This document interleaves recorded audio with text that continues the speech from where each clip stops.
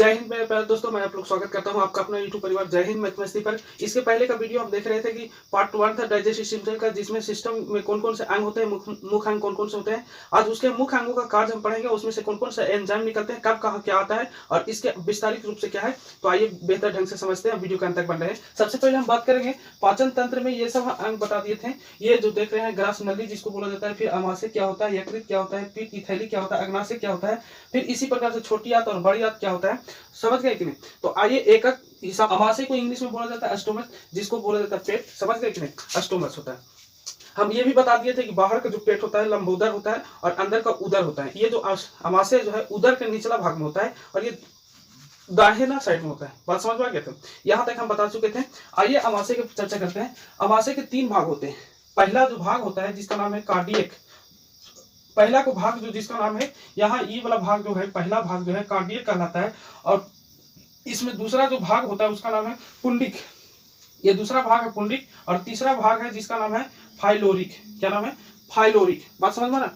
पहला भाग को हम कार्डियक बोले थे, दूसरा भाग को पुंडिक बोले और तीसरा भाग को फाइलोरिक बोलते हैं। अब आइए, ये 3 गो भाग होता है। 3 गो भाग के अलावा एक और होता है। देखिएगा, 3 गो भाग होने का मतलब होता है कि पाचन तंत्र हम ये बताए थे कि एक प्रकार से किसी भी चीज का जुड़ाव होना, जिस तरह से कंप्यूटर, मॉनिटर, माउस, कीबोर्ड एक दूसरे से जुड़ाव होता है, तब तंत्र कहलाता है। बात समझ में आया था कि सब चीज का जुड़ाव कैसे होता है।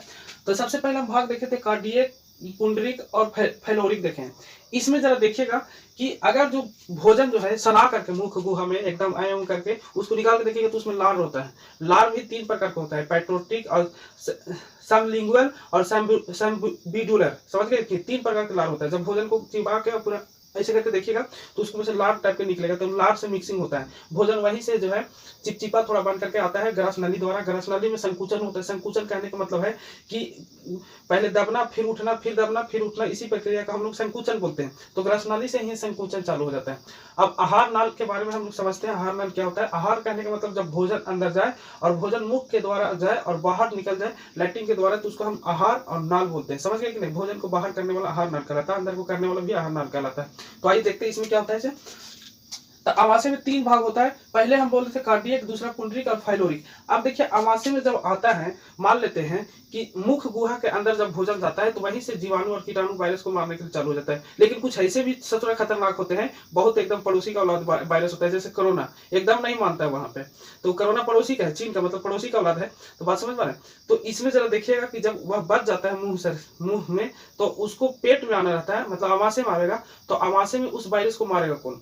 तो उस वायरस को मारने के लिए घर बना होता है, उस घर का नाम है कार्डियक। बात समझ में? अब यहाँ पर वायरस मारता कौन है से पहले बाद में देखेंगे। पहले ये समझिए उस घर में मरता कौन है। वायरस मरने का काम पहला जो घर होता है अमाशय में कार्डियक होता है, दूसरा होता है पुंडरिक, पुंडरिक में भोजन आता है, और तीसरा होता है फाइलोरिक। अब देखिए, ये सवाल उठता है, भोजन आता है तो ये रुकता क्यों है? तो रुकने के लिए घर में संकुचादार ऐसे कर करके कांटा नियम जो है रास्ते बने होते हैं, गड्ढा ऊंचा, उसी को हम लोग बोलते हैं बाबू गड्ढा ऊंचा को अमाशय ग्रंथि बोलते हैं। बात समझ रहे हैं? इस गड्ढा ऊंचा में ग्रंथि लगे होते हैं। उस गड्ढा ऊंचा जो होता है उस दीवार को हम लोग बोलते हैं, जो दीवार जो वहां खड़ा रहता है उस दीवार को हम बोलते हैं एपिथेलियम। क्या बोलते हैं? एपिथेलियम नाम करके एक अमाशय में पतली परत चढ़ा हुआ रहता है। तब तो हाइड्रोक्लोरिक अम्ल बनता है, तो पेट को नुकसान नहीं होता है। जैसे मुर्गा वगैरह काटिएगा तो उसमें एक पीला पीला रहता है, तो एपिथेलियम नामक एक पतली परत झिल्ली कोशिका बना होता है, कोशिका का झिल्ली बना होता है, जिसका नाम है एपिथेलियम। क्या नाम है? एपिथेलियम। अब बात ये समझ में आ गया कि दीवार मतलब उसके ऊपर नीचे होने का गड्ढा नुमा, संकुचन नुमा इस तरह से खड़ा रहता है, मतलब इस प्रकार से एकदम तीर नियन खड़ा रहता है। उस तीर का नाम है एपिथेलियम। अब यहाँ पर भोजन रुकता है, दूसरी खाना में आता है, तीसरी खाना में जिसका नाम है फाइलोरिक। अब देखिए, फाइलोरिक में आता है, ये तीनों खाना से गुजर जाता है। तो बात ये रह गया कि भोजन यहाँ पर आया तो उस वायरस को मारेगा कौन? तो उस अमाशय के दीवार पर, अमाशय का जो दीवार होता है उस गड्ढा में, इस गड्ढा में 3 प्रकार के झिल्ली लगा होता है। कोशिका झिल्ली पतला सा सुई नियन होता है, एकदम सिरिंज नियन अत्यंत छोटा होता है। तो उस 3 प्रकार से झिल्ली लगा होता है। पहला अमाशय ग्रंथि में 3 प्रकार की झिल्ली होगा, जिसको हम लोग बोलेंगे म्यूकस। क्या बोलेंगे? म्यूकस। बात समझ में आया? इसी को बोला जाता है दूसरी भाषा में सस्लेमा। क्या बोला जाता है? सस्लेमा को ही म्यूकस बोलते हैं। दूसरा है भित्ति, इसको बोला जाता है। दूसरी भाषा में इसको बोला जाता है अम्लजन, और दूसरी भाषा में भित्ति इसको बोलेंगे। तीसरा जो है मुख, इसका नाम है, तीसरा जो कोशिका है अमाशय के भीतरी दीवारों पर, जिसका नाम है मुख, जिसको और में बोला जाएगा जायमोनिज। बात समझ में? तो इसका मुख होता है ससलेमा होता है, भित्ति होता है, और में नाम यहाँ लिखा गया है। अब ये तीनों मिल करके जब तीनों मिल जाएंगे तो जठर रस का स्रावित करते हैं। वो जठर रस जब निकलता है तो उसमें हाइड्रोक्लोरिक नामक एसिड होता है। वही एसिड से जो वायरस है पेट में पहले द्वार में, कार्डियक में, पहले घर में, वहां पर उसको मारते हैं।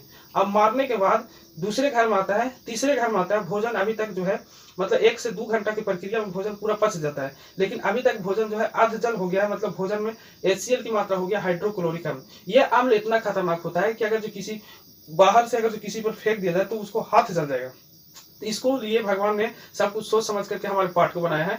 अम्ल को रोकेगा अमाशय में एपिथीलियम नामक झिल्ली, एपिथीलियक नामक झिल्ली का एक पतली परत होता है। अब जो है भोजन हमारे मतलब अमाशय से छोटी आंत में जाने के लिए तैयार है। इससे पहले समझ लीजिए यहाँ पर छोटी आंत में जाने से पहले क्या होता है, हाइड्रोक्लोरिक अम्ल हो गया। अब हाइड्रोक्लोरिक अम्ल जो है, हाइड्रोक्लोरिक अम्ल अब यहाँ तक पहुंच गया। ये म्यूकस, समझ गए नहीं, म्यूकस, अम्लजान, मुख, या तो इसी को बोला जाता है जाइमेनिज, ये दोनों मिल करके जठर रस का स्रावित करते हैं। वह जठर रस जो है, जठर रस में होता है हाइड्रोक्लोरिक, और हाइड्रोक्लोरिक अम्ल जब निकलता है तो भोजन मिल जाता है। और वो हाइड्रोक्लोरिक अम्ल अब धीरे धीरे क्या होता है, उसकी मात्रा कमने लगता है, निष्क्रिय होने लगता है, खत्म होने लगता है। तो वहां से नाम करके पेप्सोरिन नामक करके एंजाइम तैयार होता है। उस पेप्सोरिन को पेप्टिन में बदल देता है, पेप्सोरिन को पेप्टिन में बदल देता है। अब वो पेप्टिन जो है, पेप्टिन का रूप लेकर के, पेप्टिन के क्या लेकर के, रूप लेकर के, पहले हाइड्रोक्लोरिक अम्ल था और हाइड्रोक्लोरिक जो है निष्क्रिय होता है। जैसे कोई व्यक्ति है, मतलब 2 व्यक्ति नाइट और फुल दोनों में ड्यूटी है, तो एक व्यक्ति नाइट वाला ड्यूटी कर लेगा, दिन में आवेगा 5 बजे, कहता है कि अब तू सो जा, तो काम अभी खत्म हो गया, तो हाइड्रोक्लोरिक का काम खत्म हो जाता है और पेप्सिन नाम करके एंजाइम तैयार होने लगता है। और वो पेप्सिन जो है धीरे धीरे पेप्टिन में बदल जाता है। अब पेप्टिन जो है, पेप्टिन एंजाइम हमारे शरीर में जितना भी प्रोटीन होता है उसको पचाने में काम करता है। अब ये बात ये रह गया कि प्रोटीन को पाचन कौन करता है, तो मुख्य काम रहता है पेप्सिन का, लेकिन पचाता कौन है, पेप्टिन। क्वेश्चन पूछता है यहाँ पर MTS में 2019 में पूछा गया था कि प्रोटीन के पचाने वाला एंजाइम कौन है, तो पेप्सिन मुख्य एग्जाम होता है, लेकिन उसको मुख्य रूप में पचाता कौन है, तो पेप्टिन। बात समझ में आ रहा है? तो इसका यहाँ तक हम देख लिए कि प्रोटीन को पचता है, लेकिन हमारे शरीर में ये देखना है कि हमारे शरीर में कि दिन भर में जो है जठर कितना निकलता है, मतलब हाइड्रोक्लोरिक अम्ल कितना निकलता है। तो देखिएगा हमारे शरीर में बोला, मतलब देखा गया है कि दिन भर में लगभग 2 से 3 लीटर के बीच में निकलता है। अब ये 2 से 3 लीटर के बीच में निकलता है। कभी कभी हाइड्रोक्लोरिक अम्ल ज्यादा बढ़ जाता है, तो उसमें हमारे जो है खट्टा ढकार एसिटिक मतलब बढ़ जाने की क्रिया होता है। अब ये बढ़ता है तो इसमें नुकसान करेगा कि नहीं करेगा, तो बाबू करेगा। तो देखिएगा जब हाइड्रोक्लोरिक अम्ल हमारे अमाशय में बढ़ता है तो वहां से हमारे अमाशय की दीवारों पर चंद्रमा के जैसे दाग गड्ढे होते हैं, उसी प्रकार से हमारे अमाशय की दीवारों पर बीच में आंतरिक पर गड्ढे दाग क्या हो जाते हैं। अब होने के कारण वो गड्ढे जो दाग हो गया वो बहुत एक घाव का रूप लेता है। उस घाव को नाम दिया जाता है अल्सर। उस घाव को नाम क्या दिया जाता है, अल्सर। अल्सर कैसे होता है, तो हाइड्रोक्लोरिक अम्ल से बढ़ने से, हाइड्रोक्लोरिक अम्ल के बढ़ने से अल्सर हो जाते हैं। बात समझ में आ रही है मेरे दोस्तों? हाइड्रोक्लोरिक अम्ल जब बढ़ जाएगा पेट में मतलब अमाशय में तो अल्सर हो जाएगा। अल्सर एक घाव का रूप लेता है। अब यहाँ पर ये चांस होता है कि अल्सर हो गया, लेकिन कभी कभी ये जैसे देखते हैं कि ढेर पति पत्नी या लड़का लड़की फोन पर बात करेगा एक दूसरे से तो लड़ाई हो जाएगा, तो कहेगा खाना नहीं खाएंगे, नहीं खाएंगे, नहीं खाओ। तो वैसे भी कहता है कि खाना नहीं खाएंगे, 1 से 2 दिन तक खाना नहीं खाता है। तो ऐसा स्थिति में अगर हमारे कोई रहे तो हम उसको कहते 4 दिन तुम नहीं खाओ, जब भूख लगेगा ससुर की खाइबे करेगा, कहीं नहीं खाएगा, एकदम खाएगा नहीं। अगर जो आपको भूख लगेगा खुद खाइएगा, हमको भूख लगेगा खुद खाएंगे।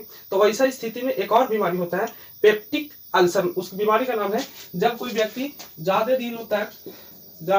दिनों तक भूखे रखता है तो उसमें पेप्टिक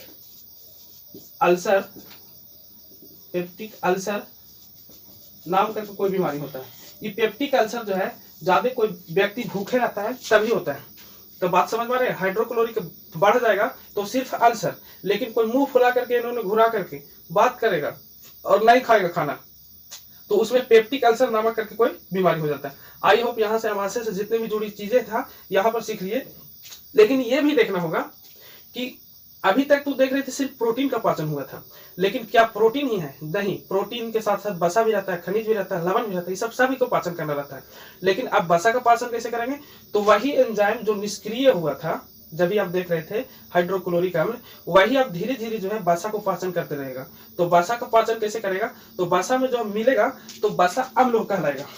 जब वसा मिलेगा तब वसा अम्ल कहलाएगा, और जब वसा अम्ल कहलाएगा तब ये धीरे धीरे पचेगा। तो पचने के बाद ये ग्लिसरीन का नाम कहलाएगा, ग्लिसरीन कहला जाएगा। वसा पच करके क्या कहलाएगा, ग्लिसरीन कहलाएगा। अभी तक हम देख रहे थे अमाशय के बारे में, इसको एक स्क्रीनशॉट लीजिए, आगे बताते हैं। हाँ देखिएगा मेरे प्यारे दोस्तों, यहाँ पर हम देख रहे थे वसा का जो पाचन करने वाला जो एंजाइम होता है, ये देखिए इसका नाम है गैस्ट्रोलाइपन। ये जब है मतलब वसा जो है, वसा को आप पाचन करने के लिए जो एंजाइम निकलेगा, गैस्ट्रोलाइपन नामक एंजाइम निकलते हैं, वो वसा का पाचन करते हैं। अब जो है भोजन जो है यहाँ पर एक सत्तू का घोल जैसा बन गया है, कहाँ पर, अमाशय में। अब वो जो है पाइकोलोन मतलब जो तीसरा जो होता है, इसका जो तीसरा जो भाग था, पहला हम भाग कार्डियक बताए थे, दूसरा फाइलरिक और तीसरा फाइलोरिक, तीसरा भाग। अब तीसरा भाग फाइलोरिक के एक रास्ता रहता है, वहां से छोटी आंत में खुल जाता है। फाइलोरिक क्या है, उसका मुंह क्या होता है, खुल जाता है। अब फाइलोरिक से छोटी आंत में घुसेगा भोजन, और घुसने के बाद यहाँ पर सत्तू मतलब सत्तू का घोल जैसा हो गया। अब उस घोल में छोटी आंत में जैसे घुसेगा, तो छोटी आंत में घुसता है, तो छोटी आंत में देखिएगा, छोटी आंत की रचना जो होता है बेलनाकार के होता है, बेलनाकार का होता है। यह शरीर का सबसे बड़ी आहार नाल होता है। इस आहार नाल की जो लंबाई होता है, छोटी आंत की लंबाई 6 मीटर होता है। परीक्षा में पूछता है कि छोटी आंत की लंबाई क्या होगी, तो 6 मीटर। और ये भी पूछा था परीक्षा में, ग्रुप डी में 2018 के मतलब 2018 से पहले वाला जो टेस्ट था, उसमें पूछा था ग्रुप डी में कि छोटी आंत की लंबाई कितना है, तो 6 मीटर। और मतलब शरीर में सबसे बड़ी आहार नाल कौन है, तो छोटी आंत की लंबाई 6 मीटर है, चौड़ाई है 2.5 सेंटीमीटर, यही पूछता है। बात समझ में आ रही। तो ये छोटी आंत मतलब आहार नाल का आकार कैसा है, तो बेलनाकार के। इसमें 3 भाग होते हैं, पहला भाग ग्रहणी, दूसरा जेजुनम, तीसरा एलियम। जो ग्रहणी जो होता है एकदम फाइलोरिक से जुड़ा हुआ रहता है। अब जेजियम जो होता है बीच का वाला भाग होता है, और तीसरा जो भाग होता है इलियम। इलियम जो है, इलियम में भोजन का मुख्य पाचन होता है, मतलब सारे भोजन का मुख्य पाचन होता है। अब भोजन का पाचन करने के लिए इलियम जो होता है शाकाहारी जानवरों या जीवों में, जंतुओं में लंबा बनाया जाता है, क्योंकि संश्लेषण का क्या होता है, सबसे ज्यादा क्या होता है, पाचन होता है। इसलिए शाकाहारी जानवरों में भगवान ने छोटी आंत की लंबाई क्या किया, बढ़ा दिया है, और मांसाहारी जानवरों में शॉर्ट कर दिया गया, कम कर दिया गया, क्योंकि शाकाहारी जानवरों में संश्लेषण की मात्रा क्या होता है, ज्यादा होता है। इसी वजह से उसमें ताकि दूरी रहेगा तब ना पाचन कर सकता है। तो अब देखिए ये तीसरा भाग में ही एंजाइम जो है आते हैं। अब एंजाइम आने की क्रिया जो है यकृत से होता है। यकृत में थोड़ा सा हम बात करेंगे, यह जो है ग्रंथि मतलब यह शरीर की सबसे बड़ी ग्रंथि होती है। इसकी भार जो होता है 1.5 kg के बराबर होता है। अब ये यकृत होता है, इसी के जस्ट छुपा हुआ सटले में होता है, जिसका नाम है पिताशय। पिताशय का मुख्य काम क्या होता है, सिर्फ भोजन को अम्लीय से क्षारीय में बदल देना। भोजन को अम्लीय से क्या चीज में बदल देना, क्षारीय में, और लवण के जो जितना भी मात्रक होते हैं उसको तोड़ करके विखंडन कर देना। सिर्फ इतने काम होता है, पित्त रस का और कोई काम नहीं होता है कि भोजन को अम्लीय से क्षारीय में बदल देना और लवण को तोड़ करके विखंडित कर देना। अब आज तक यही, क्योंकि मेरे पास समस्या कुछ दूसरा है, यहाँ पर वीडियो शूट करने में लाइट उठ के प्रॉब्लम आता है, इसी वजह से हम कम शूट कर पा रहे हैं, और आप लोग का सपोर्ट इतना रहता है, इसी वजह से हम कर पाते हैं। और वीडियो पसंद आए तो इसको ज्यादा से ज्यादा शेयर कीजिए, और कुछ कमेंट में करके बताइएगा कि वीडियो कैसा लगता है। इतना भी परिस्थिति खराब होने के बाद भी वीडियो हम बनाते रहते हैं। अब निरंतर वीडियो कल से जाते रहेगा, तो कल इसका पार्ट और 3 भी बता देंगे। आई होप यहाँ तक समझ गए। तब तक के लिए जय हिंद।